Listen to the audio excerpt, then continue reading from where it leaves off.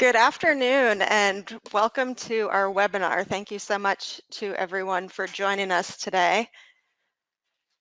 My name is Kristen and I'm on the PolicyMap team, and I'll be serving as the moderator for the webinar, which is called Meeting the Needs of Housing Finance Agencies Using Data and Maps. So for those of you who are joining our webinar for the first time, I'll just start with letting you know a little bit about our organization. So PolicyMap is a national online mapping service that provides maps and data visualization tools for tens of thousands of indicators related to housing, lending, health, demographics, and more. It's used by state, local, and federal government agencies, including HFAs, as well as nonprofits, financial institutions, universities, philanthropy, et cetera, around the country as a source of data and easy-to-use place-based analysis. We also offer webinars such as the one today, which will be about how state housing finance agencies use data and mapping, including PolicyMap, in their work. So before we dive into the presentation, just a little housekeeping to get us started. So all participants right now are on currently muted, so I can't hear you. If you have any questions during the presentation, please type them into the webinar panel. If you type it into the control panel, then we'll get to them at the end of the presentation during the Q&A session. I'm going to aim to have about 15 minutes at the end for questions. And just so you know, the webinar is being recorded. The video and slides presented will be sent out after the email. Now that we have that covered, let's get going with the session. So the topic for the webinar is meeting the needs of housing finance agencies using data and maps. As state chartered authorities established to help meet the affordable housing needs of their state's residents, HFAs need to have a thorough understanding of the many diverse areas throughout their state. And more state housing finance agencies are using data to see where geographically the greatest areas of need are, what types of populations are in those places, and to guide planning, research, and evaluation efforts. So this webinar is meant to provide a platform for HFAs to share how they use data and mapping to help guide their work, and is meant to provide a peer sharing and learning opportunity as well. So we encourage you all to ask questions of the presenters. Following the webinar, we're also offering a 30-day trial period of PolicyMap for any HFAs interested in exploring the tool, as well as a significant discount on subscriptions that's available exclusively to HFAs. So now let's just move on to the agenda. Oops. So we're going to begin with a presentation by Alan Quick. He's the Managing Director of the Illinois Housing Development Authority. And then we'll be moving east over to the state of Connecticut, where Jonathan Cabral, the Manager in Planning, Research, and Evaluation at CHFA, will be sharing some insights from there. And lastly, we will move down to North Carolina, where Erica Brandt, a Policy and Research Analyst, will be sharing some of their recent data and mapping experiences. And lastly, we will have a few minutes, hopefully 15 minutes left for Q&A. So for now, I'm going to turn the presentation over to Alan Quick from IDA. I just need. All right, it seems to be working. I think you all can hear me. I'm Alan Quick, and I manage a research division of the Illinois Housing Development Authority. I've been at IDA for nearly 20 years, and I've seen it evolve during that time from a bit of a informational wasteland. And I say these things in love and respect for my agency. But we were a bit of an informational wasteland for a long time. And we are now in a sort of new and informed and have evolved into a rather, for lack of a better term, woke agency.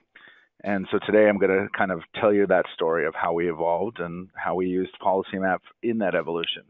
I think it's important to understand where IDA was a few years ago, before we started really looking at data, and before we during a time when we relied on our sort of gut instincts of things and made decisions based on those gut instincts rather than real information and real data. So in other words, sort of pre-PolicyMap for IDA. I like to use the term HFA syndrome to describe the phenomenon of IDA during those times. It's I use it to denote the stagnation and the sense of being stuck. But I also use it in a loving way because I think that those of us who work in HFAs know that we're sort of pawns with many masters in a larger affordable housing game. We're beholden to the rules and regulations of that come with the funding that we administer, and I think sometimes those rules and regulations perpetuate a staying pat phenomenon that causes stagnation and just sort of staying put with systems that just keep moving along. But in my time at IDA, I've seen that with the right motivation and timing and tools, we can impact some sweeping changes from within. I've seen it happen, and that's sort of the story that I want to tell here. So I like to talk about the sort of transformation from sort of a dark and bleak time to where we're at now. I'm going to speak of it in very black and white terms, but the reality is that all changes at an HFA are the result of sort of subtly shifting priorities. And as I mentioned, the sort of perfect storms of timing and motivations and tools that allow us to evolve. When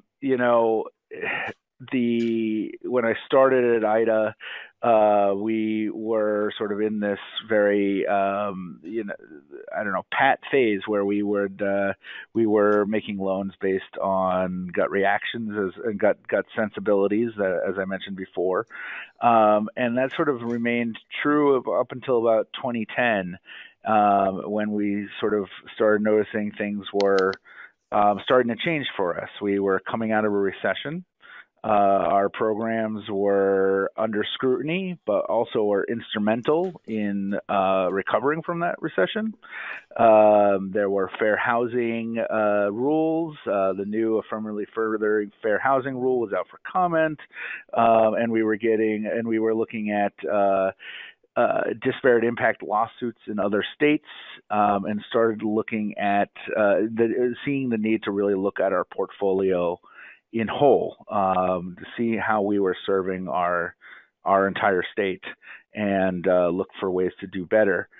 We were being motivated by sort of a new push to think a little differently. I think the federal government was actually leading the charge on that, looking at different data sources, transparency, open data, and we were really trying to apply those, or looking at ways to apply those sort of new rules to our portfolio. We quickly realized that we didn't have the tools to do that.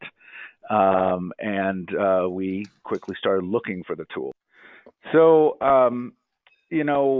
looking back when I started IDA, I think that we were aware that we were well behind the game in terms of planning technology and data analysis and mapping. We didn't have a GIS department. We didn't have a GIS license at the time. So we were really looking at sort of jump-starting 20 years of lagging behind the curve, which many HFAs may currently still find themselves in, a position that we all kind of are dealing with, given our nature. But it's, we're in a time when we were looking to make some sweeping changes. I think that we were realizing that we were way behind the curve. So we needed to jumpstart in a lot of different areas. We needed a product that was going to help us achieve transparency that could evolve with us, account for the whole state of Illinois, allow us to look at our whole portfolio in a variety of different ways in different contexts. And we're quickly realizing that we should have been building that, for decades before. So we needed something that would jumpstart, give us a 20-year jumpstart, and help us achieve sort of help us catch up very quickly. And that's when we found PolicyMap.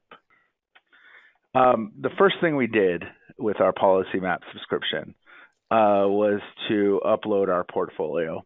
I make this sound very easy, and from the PolicyMap perspective, from our interaction with PolicyMap, it was absolutely easy. But it was, a brand new, very complex and sort of mind-blowing process here internally. There were a lot of folks who did not know what maps could do. So we mapped our portfolio, and we were all of a sudden able to see where our properties were and what they were near, and how dense our investments were, and where we were clustering things. So it helped us in visualization, which helped us to define what concentration and overconcentration of affordable housing units might be. And it helped us, we were able to overlay with market metrics straight from PolicyMap, and helped us understand what those concentrations were doing to different communities, and how they were playing with the conditions that were on the ground in those communities, in those areas of the state. So we were able to find relationships between the affordable housing investments that we made and the demographic trending that we saw on the ground.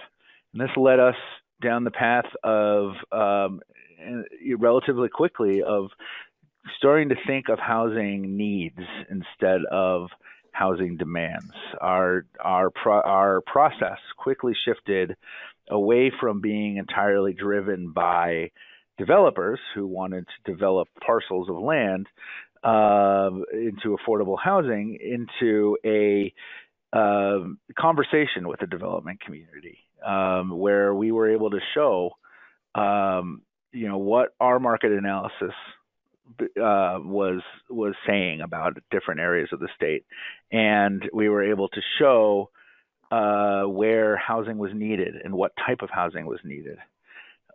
We were able to think about those needs in terms of making better investments for IDA and better lending, and better outcomes for our clients. And eventually that sort of translated into a more proactive targeting mechanism, where we were not only looking backwards at our portfolio and seeing what that said about how we were serving the state, but trying to use the data points that we found in PolicyMap to proactively state areas of the state where we needed development, and saw needs for development. And this really opened us up to new conversations with our development community. One of the ways that we used PolicyMap and are using PolicyMap to have those proactive conversations is the publication of widgets that summarize that housing needs analysis that I was talking about. I have some static pictures in the presentation, but it's my understanding that we'll actually provide you with the widget links when the presentation goes out to you, and that might be more helpful to kind of really see how proactive these tools can be. But one of the things that we used our PolicyMap interaction with to create was this areas of opportunity map. We're using metrics that we're getting straight from PolicyMap, but we are using them to sort of identify areas that have below average poverty, high access to jobs and transportation, and low concentrations of existing affordable housing. to the end of focusing on deconcentration and falling in line with fair housing law and fair housing rule. The PolicyMap methodology here allowed us to use really simple and straightforward methodology and data that, I say simple, I mean that as a real compliment. It's very clear. You can follow where the data is originating from. And it allows us to have very open conversations with developers, with mayors, with anybody that we're working with as an HFA to really talk about what is needed in a community and where we're seeing a need. The aspect of that simple data is really important for my HFA because we are serving a state that has a large variety of geographies. We have incredibly dense cities to farmland and anything in between. And I think most states are in that boat, but the statewide applicability really it becomes important when to have a conversation with different representatives throughout the state where we can kind of point to the source of PolicyMap and and all of the sources that they cite for the data. This comes from the census. You can trace it through the PolicyMap widget that we've published, and it sort of democratizes the conversation. Nobody wants to, in our business, nobody wants to be accused of using proprietary data because that tends to not play well when you're working, in very rural communities with a mayor who's also the planning staff, who's also the zoning commission, who wants to know why his or her community is not qualified as an opportunity area or anything else. If we are speaking sort of a universal data language and can speak from a widget that person can also access and see the data, we are leveling the playing field and having more realistic conversations. The areas of opportunity and other widgets like that had immediate impact on our portfolio and our business. We incentivized opportunity areas through our funding processes and our qualified allocation plan for our low-income housing tax credits. We immediately increased rental opportunities in these job-rich areas of our state. Within a year of publishing our first widget, we had 50% of our low-income housing tax credit applications originating from these areas of opportunity. The Affordable Rental Unit Survey is another tool that we used and developed through our PolicyMap subscription or our relationship with PolicyMap. This is a affordable unit density estimator built with data straight from PolicyMap. We're using median household income, gross rent, households paying rent, to come up with some estimators of how many units are affordable at different area median income levels throughout the state. This is taking into account rents being reported through the census data, through the ACS data, but it's not entirely focused on rent restricted units, which is what you get when you map our portfolio. The focus here was to identify areas with surplus availability, but also to guide developers to areas, to AMI income levels that may be underserved within areas. You're seeing sort of density of affordable units at the 60% AMI unit level. Obviously, if you were to use a 30% indicator here, you would get a little bit less concentration. And this rental unit survey became a real quality tool in evaluating the need for affordable housing at different levels, and it allowed us to have these conversations earlier in the process where we could say, you're targeting levels that are well served by the rental stock that's currently existing. We see the need for targeting a lower income level, or we see, it really kind of led us to new conversations with our development community that we haven't been having before. So this tool has become an integral part of our internal market review. It helps us identify areas of need, but it really is a tool that we hope that the developers are using to target their research and their work as they look to identify areas throughout the state to build affordable housing. The Affordability Risk Index is another tool that we developed with PolicyMap and with metrics through PolicyMap. This is a little bit more complex. It's a tool that measures changes in median household income, median home value, property values, vacancy, renter tenancy, employment in certain sectors, as well as education attainment. And the purpose of this tool was to look at the preservation of affordability and the need to preserve affordability in changing and gentrifying areas. It is a tool that, because we're using data that we got through PolicyMap, through the ACS, et cetera, we can do these calculations throughout the state. Rural areas, affordability changes may mean different things than they do in urban areas. We don't necessarily talk gentrification in a rural community, but the changes and the community level changes do impact those communities in similar ways as they do in urban communities. And we found that we really were able to look at the risk of the loss of affordability throughout the state using these changes and look at them in terms of what a investment in preserving affordability might mean in a rural area as opposed to a city, as well as sort of the most dense parts of Chicago versus the least dense farmland you can imagine. We were able to find that this risk index kind of holds up in all of those different venues.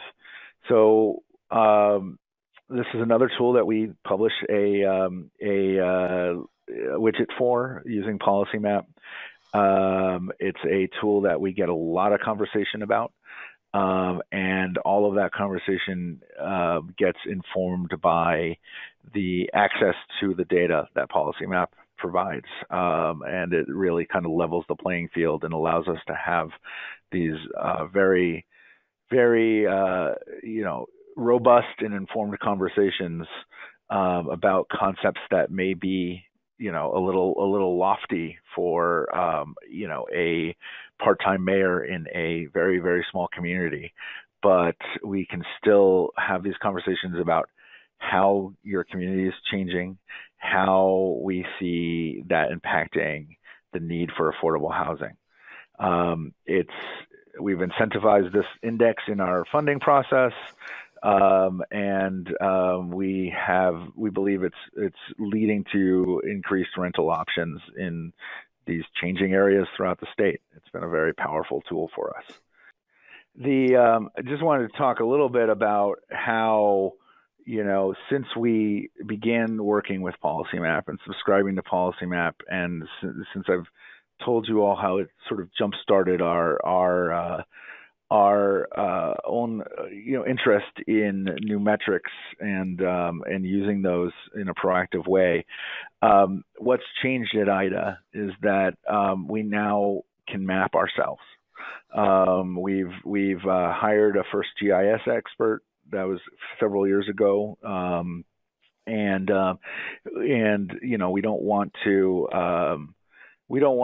overcommit to progress, so we only hired one GIS expert for the whole state of Illinois.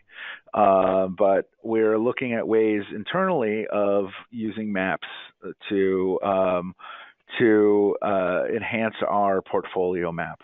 Our original effort with PolicyMap we are looking to sort of internally redo that in our own system, and possibly make that public facing. This does not mean in any way that we're done with PolicyMap. We continue to grow with our PolicyMap subscription. We are using our PolicyMap subscription right now to build sort of more enhanced metrics. We're looking at an opportunity index, which goes well beyond our opportunity areas.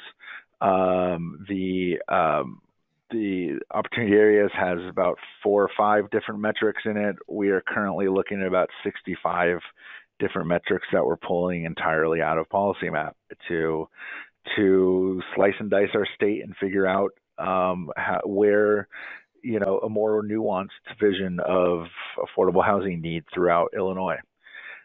We are using our PolicyMap subscription to inform community revitalization planning, on the ground, actual planning and technical assistance that our HFA is providing to communities looking to enhance opportunity within their areas. We use the tools and the overlays and the maps provided by PolicyMap on a daily basis in these conversations that we're having with developers who come in to talk about affordable housing opportunities and needs. And we're using it in our conversations with local governments, and we're going to continue to use this. The data aggregation that PolicyMap allows us to do on the fly is much faster than we could do with our own mapper. We are able to quickly look up market areas and quickly aggregate data to those market areas and bring that information with us as we go out into the community and talk to various people who want to develop affordable housing or preserve affordable housing within Illinois. So the message here is that PolicyMap jump-started us 20 years and really modernized us, and we are we've moved beyond the basic level we started on with PolicyMap. We're trying to do that internally now, but the information that we get from this product and the information that we use it for and to share in our analysis and how it plays into our daily analysis is indispensable and absolutely important for how we move forward as an HFA and how we stay current in our analysis. So Great, that's thank you. The end of me. Yeah.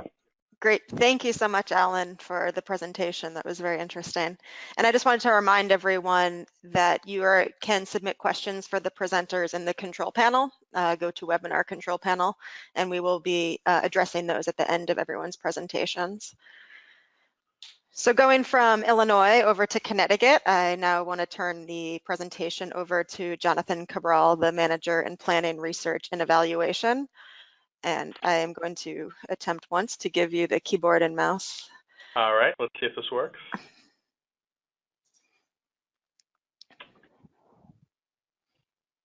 Nothing so far. Oh, wait a second. I think I did it. Well, good afternoon, everyone. My name is John Cabral. I'm a manager at the Connecticut Housing Finance Authority. I work in the Planning, Research, and Evaluation team. We're a fairly new team within the authority, and we really help as consultants to both our multifamily side of the house and also our home ownership side.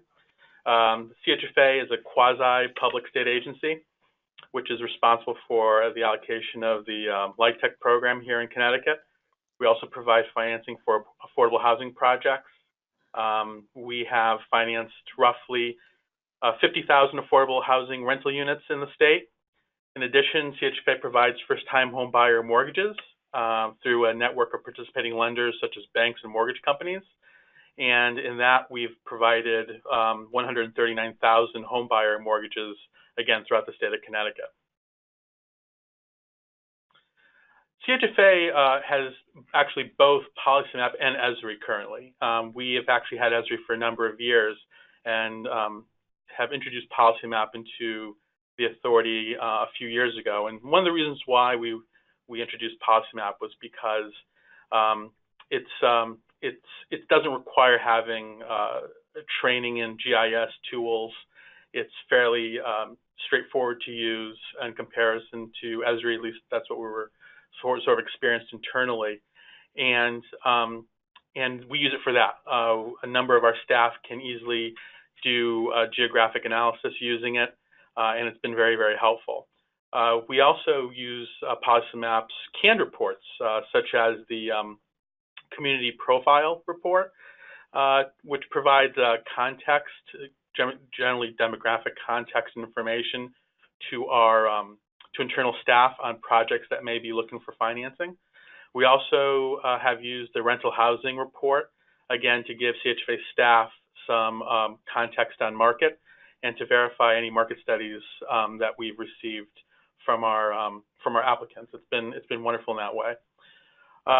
We also use PolicyMap to create simple to read maps for our board of directors. We have a board of directors that meets once a month, and we usually provide them, usually they approve our deals, and we like to provide them some neighborhood context.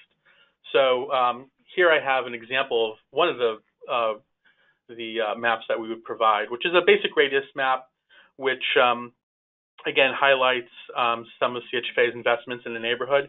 So we have here on the map light tech properties within a mile or so of the proposed project.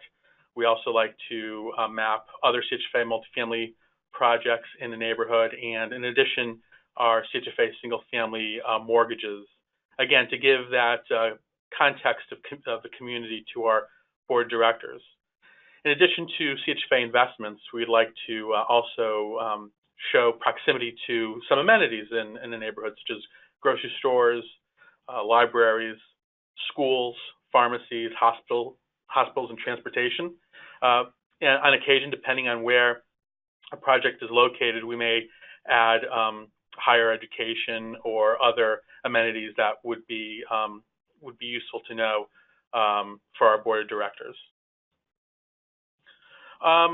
Sort of like what Alan said, we were tasked a number of years ago to really look at firmly furthering fair housing and how that impacts our business, and to really encourage more multifamily rental housing development in areas of opportunity, or areas with strong quality of life matrices. So in 2006, we incorporated a opportunity characteristics category into the QAP, and our board created a task force to determine what those characteristics would be based on feedback. These are areas with lower than state average poverty rates, similar to what Alan had discussed earlier, places with employment opportunities, access to higher education, places where there are higher performing school districts, and municipalities with less than 10% affordable housing units. So areas where there's just a lack of affordable housing. So I just wanted to sort of provide just sort of an example of that. So we worked with PolicyMap after coming up with the measures and created a widget, an opportunities characteristic widget, to help our 9% applicants determine how many points they'd receive based on those characteristics. It's been very helpful for both the applicants and internal staff because there's no questions. So we update it annually with the help of PolicyMap. We use information provided by PolicyMap and internal data here at CHFA to come up with the measures.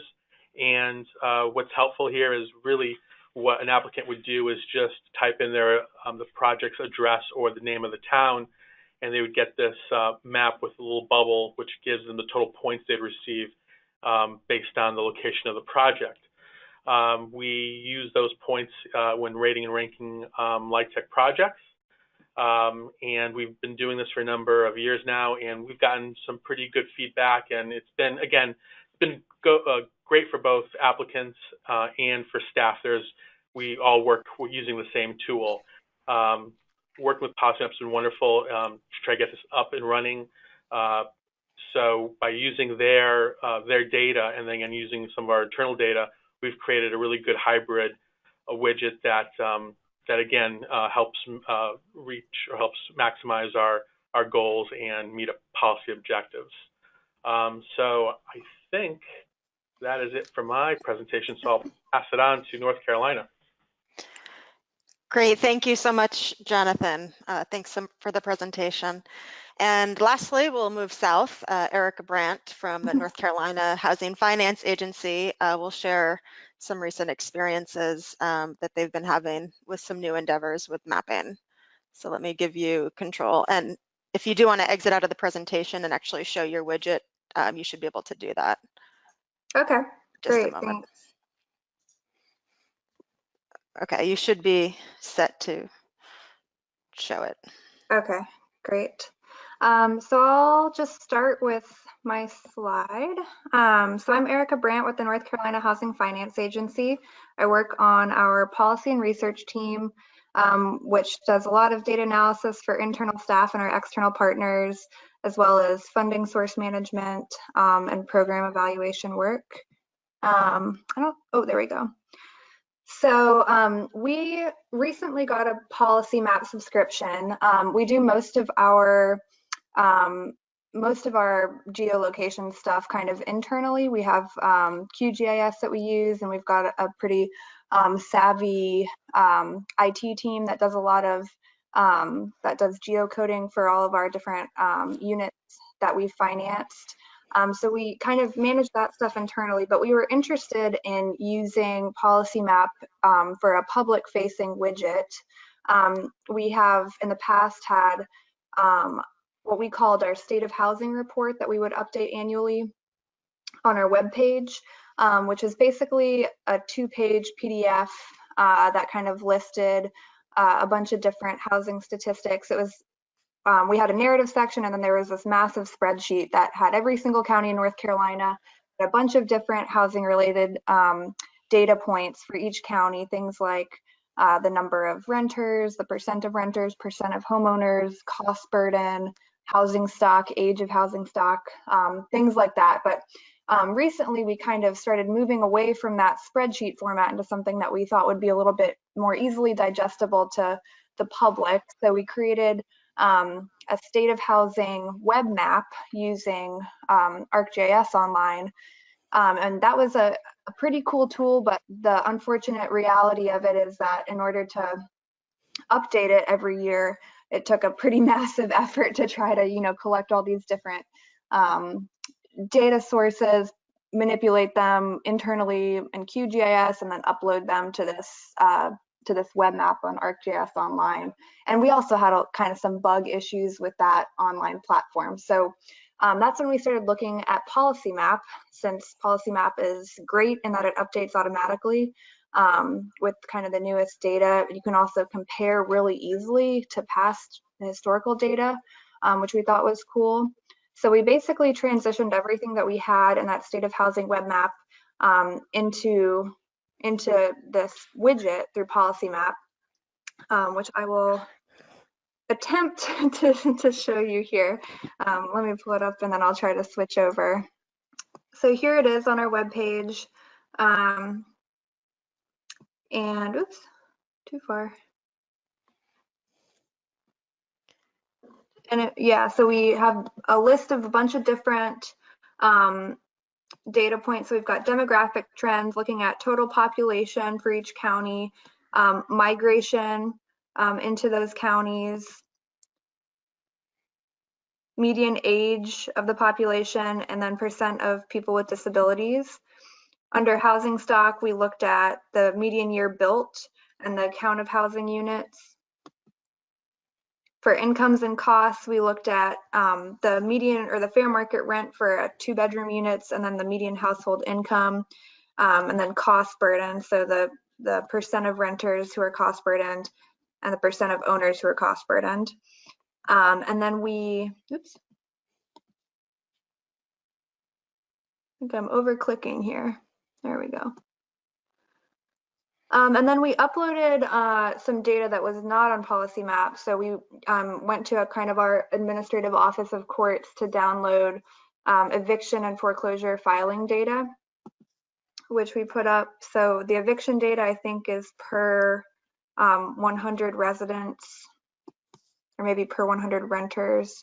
And then foreclosure is per mortgage holders in each county.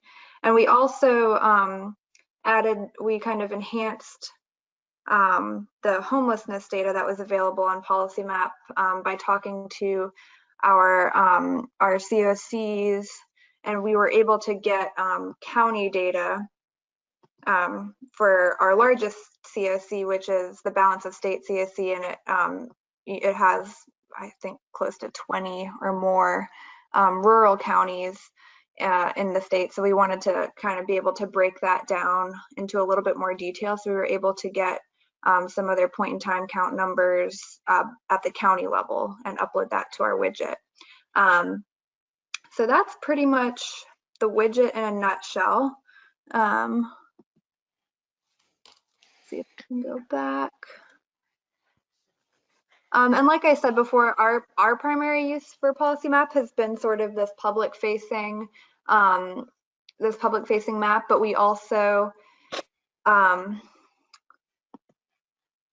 are trying to start using it a little bit more internally to kind of help make our case on the policy and research team with the other business groups in our agency to show the value of mapping to help kind of promote data-driven program management and decision making. So we've had a lot of people who are really interested and appreciate PolicyMap's easy to use kind of interface. And then we also, so back to kind of the public facing side, the agency puts out these publications periodically that highlight the benefits of affordable housing and also the specific impacts of our programs. And we like that having this widget to kind of go along with those things lets people sort of see what that looks like in their county and kind of have a little bit more interface with those documents. So yeah, that's pretty much it for me. Great, thank you so much, Erica, and thanks to all three of the presenters. Let me take controls back here.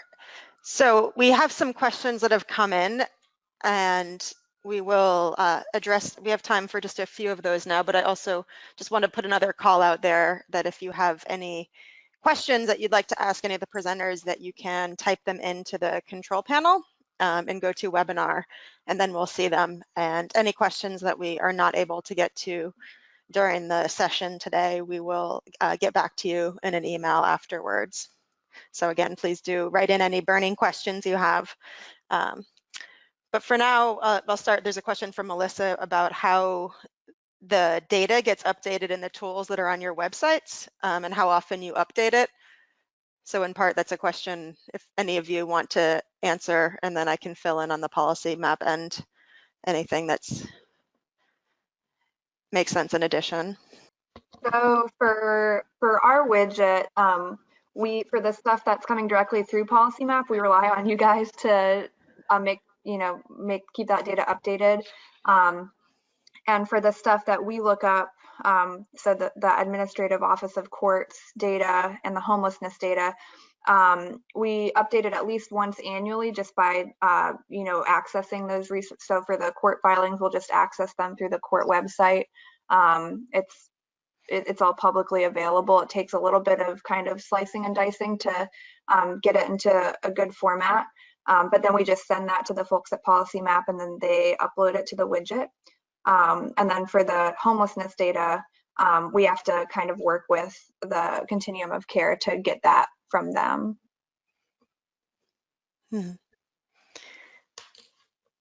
Great. Yeah, so thanks, Erica. And then as Erica mentioned, in terms of the PolicyMap data, anything that we have a data team here, so any data that we upload in our general policy map platform would be automatically updated in the mapping tool that's on your website. So it's pretty seamless and straightforward. So on to the next question. So this is from Andrew saying, we have a pretty robust data shop in-house, and just wondering if there is specific data in PolicyMap that any of the presenters think would still be valuable, and if you can expand a little bit on how you use PolicyMap along with your other internal processes. And Tableau is mentioned in Esri. I don't know if any of you would like to, any of the presenters would like to respond. I think that I touched upon this a little bit in my comments. One of the things that we were constantly contending with is that a lot of that data in Esri or in other resources is perceived, if not truthfully perceived, but at least the perception is that there's a cost of entry there that is burdensome.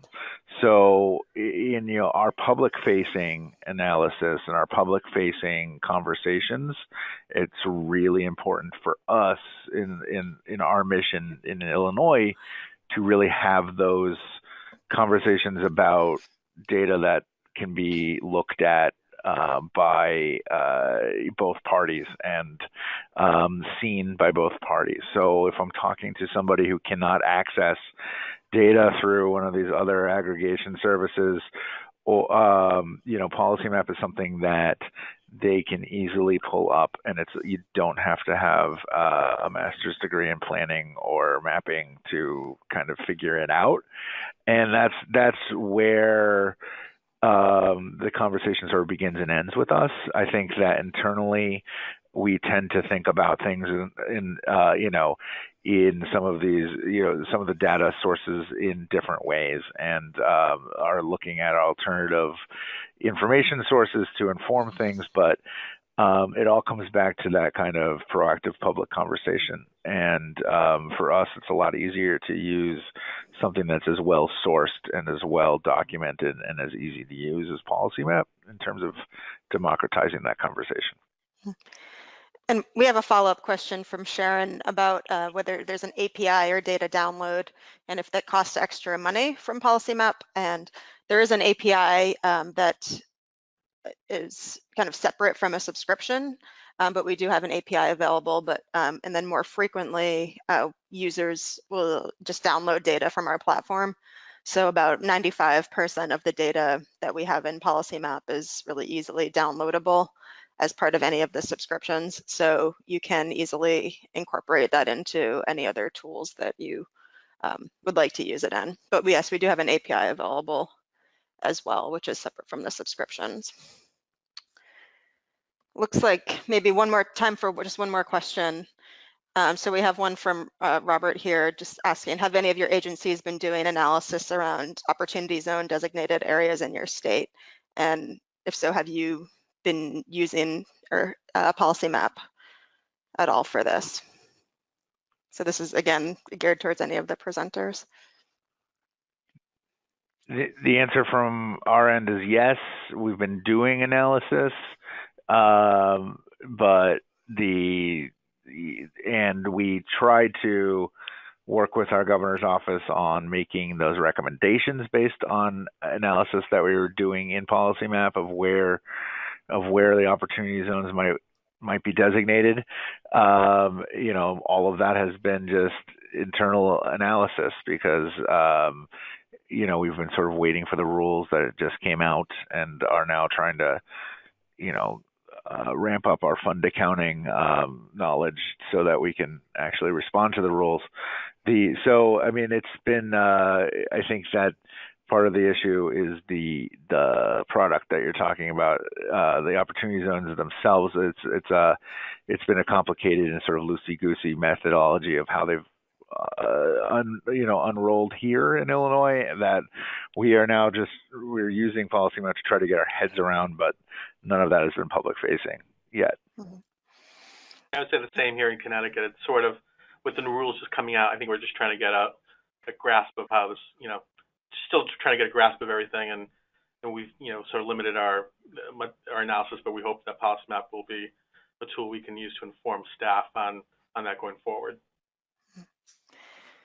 Great, thank you so much. And just to add to that answer, yes, in terms of data related to opportunity zones in PolicyMap, we do have the designated tracks, and then we do have another layer, a social needs index that's specific to opportunity zone eligible areas that a lot of people have been finding useful as well. And that, I think, is all the time we have for questions now. I wanted to just finish up saying thank you so much to all the presenters, and thank you all for your time spending this hour with us. We appreciate it. I think the conversation's been very interesting. And we will be following up with the presentation and a follow-up email following the webinar. And I wanted to mention, we do at PolicyMap have a special discount available for HFAs right now. These are the 2 subscription options if your agency thinks you might be interested. We do have a special deal available where if you are interested in purchasing a subscription by the middle of December, we're giving additional months on either of the subscriptions. So there's a premium subscription, which all 3 of the agencies who presented today, that's what they have, that allows for up to 10 users, custom data loading from our data team, an interactive mapping tool for your website, which we will be providing links for in the follow-up email of some examples.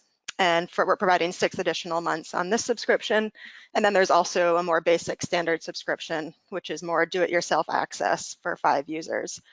So no custom data work and no interactive mapping tool. And for that, we're providing an additional 3 months. So I'd be happy to set any HFAs up with a free 30-day trial. If you're interested, you can reach out to me at this email address or email us at info@policymap.com. You can also follow up to our follow-up email following the webinar. So thanks again so much for everyone, and I hope you have a wonderful rest of your afternoon.